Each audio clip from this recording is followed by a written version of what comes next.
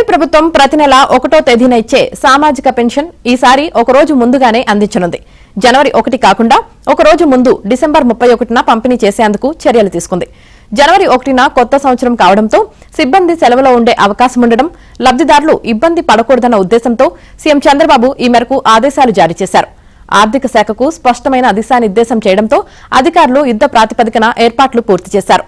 కొత్త సంవత్సరం ప్రారంభం నేపథ్యంలో ఎన్టీఆర్ భరోసా పెన్షన్ల పంపిణీ కోసం ముందుగానే 2,743 కోట్ల రూపాయలు విడుదల చేశారు.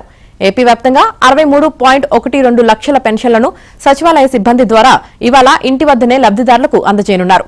ఇవాళ పెన్షన్ అందని వారికి జనవరి 2న వారి వారి ఇళ్ల వద్దనే సచివాలయ సిబ్బంది పంపిణీ చేస్తారని అధికారులు తెలిపారు.